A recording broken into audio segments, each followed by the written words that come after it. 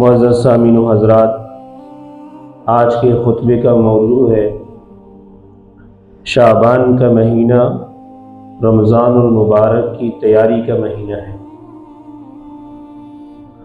الحمدللہ، اللہ کے فضل و کرم سے ہم ایک بار پھر شعبان کے مہینے میں داخل ہو چکے ہیں۔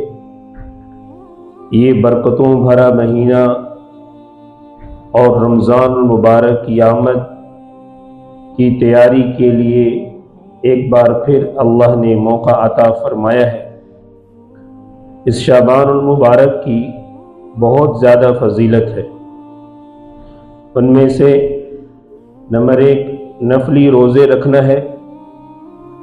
اس مہینے میں نفلی روزے رکھنا رسول اللہ صلی اللہ علیہ وسلم کی سنت ہے، جیسا کہ حضرت عائشہ رضی اللہ تعالی عنہ سے مروی ہے، ما رأیت رسول اللہ صلی اللہ علیہ وسلم استکمل صیام شہر الا رمضان وما رأیته اکثر صیاما منہ فی شعبان۔ میں نے رسول اللہ صلی اللہ علیہ وسلم کو رمضان کے علاوہ کسی اور مہینے میں پورے مہینے روزے رکھتے ہوئے نہیں دیکھا، اور نہ ہی میں نے آپ کو شعبان کے مہینے سے زیادہ کسی اور مہینے میں روزے رکھتے ہوئے دیکھا ہے۔ رواہ البخاری۔ آپ صلی اللہ علیہ وسلم کے شعبان میں زیادہ روزے رکھنے کی عادت سے کئی ساری حکمتیں اور کئی سارے اسباق حاصل کیے جا سکتے ہیں۔ پہلی بات یہ ہے کہ یہ روزے رمضان سے پہلے نفس کی تربیت کا کام دیتے ہیں، کیونکہ یہ رمضان کے پورے مہینے کے روزوں کے لیے جسمانی اور روحانی تیاری کا بنیادی ذریعہ بنتے ہیں۔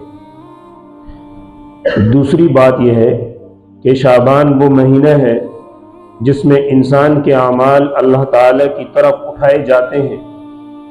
نبی کریم صلی اللہ علیہ وسلم کو یہ بھی پسند تھا کہ جب ان کے اعمال اللہ کی طرف اٹھائے جائیں تو وہ روزے کی حالت میں ہوں۔ تیسری بات یہ ہے کہ شعبان میں روزے رکھنا دل کی تیاری اور خلوص کی تربیت کا کام دیتا ہے، تاکہ رمضان کا استقبال آسانی اور معنویت کے ساتھ کیا جا سکے۔ جیسا کہ ہم جانتے ہیں کہ روزے صبر اور نظم و ضبط کا تقاضا کرتے ہیں، کیونکہ یہ روزمرہ کے معمولات میں تبدیلی لاتے ہیں۔ لہٰذا رمضان میں روزمرہ کی معمولات میں تبدیلی سے پہلے ہی شعبان سے اس کی تیاری شروع کر دینی چاہیے۔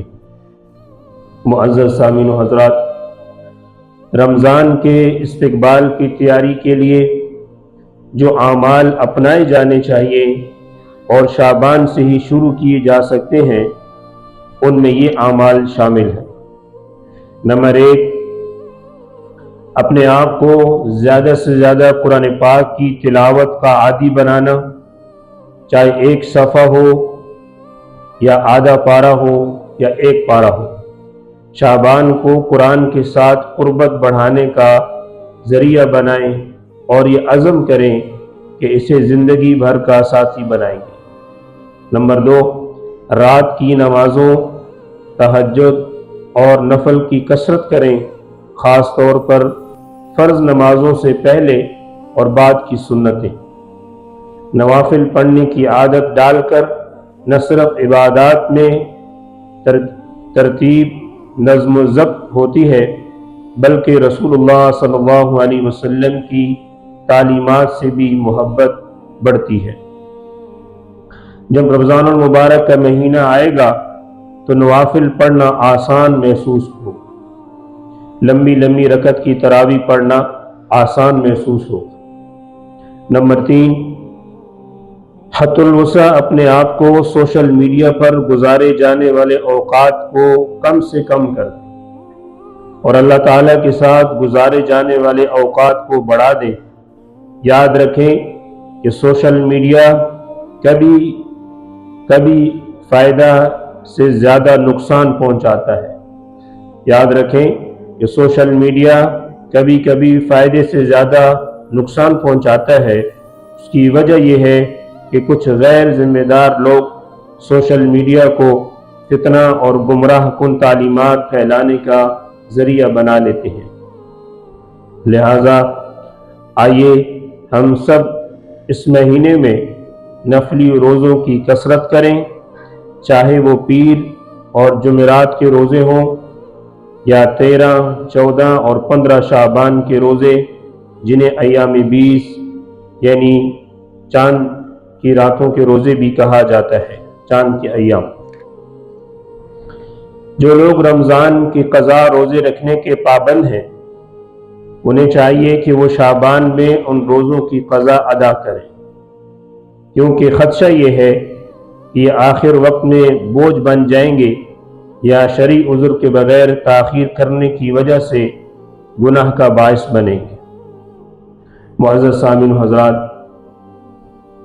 شعبان کے دوسرے نصف میں روزے رکھنے کے متعلق کچھ فقہی احکامات بھی درج ذیل ہیں۔ حضرت ابو داؤد رحمۃ اللہ علیہ کی روایت کردہ حدیث میں رسول اللہ صلی اللہ علیہ وسلم کا فرمان ہے کہ جب شعبان کا آخری نصف شروع ہو جائے تو تم روزے نہ رکھو۔ علماء کی تحقیق کے مطابق آپ صلی اللہ علیہ وسلم کا منع فرمانا ان لوگوں کے لیے ہے جو شعبان کے درمیان کے بعد اچانک روزے رکھنا شروع کر دیتے ہیں، بغیر اس کے کہ وہ پہلے سے روزے رکھنے کے عادی ہوں۔ البتہ جو لوگ شعبان کے شروع سے ہی روزے رکھتے آ رہے ہوں، ان پر یہ ممانعت لاگو نہیں ہوتی اور وہ اپنے روزے جاری رکھ سکتے ہیں۔ امام ابن حجر العسقلانی رحمۃ اللہ علیہ نے بھی یہ وضاحت کی ہے کہ اکثر علماء 15 شعبان کے بعد روزے رکھنے سے منع فرماتے ہیں، سوائے ان لوگوں کے جو اس تاریخ سے پہلے سے روزے رکھتے آ رہے ہوں یا جو قضا یا نظر کے روزے رکھنا چاہتے ہوں۔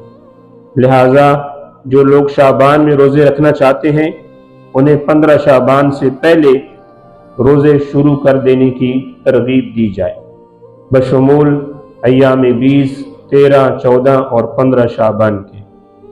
معزز سامعین حضرات، اس ہفتے کے خطبے کے اختتام پر آئیے ہم شعبان المبارک کو اپنی توبہ کا ذریعہ بنائیں اور اس موقع کو غنیمت جان کر اپنے گناہوں کی اللہ سے معافی مانگیں، جو آسمان اور زمین کے درمیان کی وسعت کی طرح وسیع ہے، اور اپنی روحانی پاکیزگی کو بڑھائیں۔ اللہ تعالیٰ سے دعا ہے کہ ہم رمضان المبارک کو بخشے ہوئے گناہوں اور پرسکون دل کے ساتھ داخل ہوں۔ آئیے ہم حضرت زید بن ارقم رضی اللہ تعالیٰ عنہ کی دعا سے خطبے کو اختتام کرتے ہیں۔ اللہم آتی نفسی تقواہا وزکھا انت خیر من زکاہا۔ اے اللہ، میرے نفس کو تقوی عطا فرما، میرے نفس کو پاک کر دے، کیونکہ تو ہی بہترین پاک کرنے والا ہے۔ جزاکم اللہ خیرا۔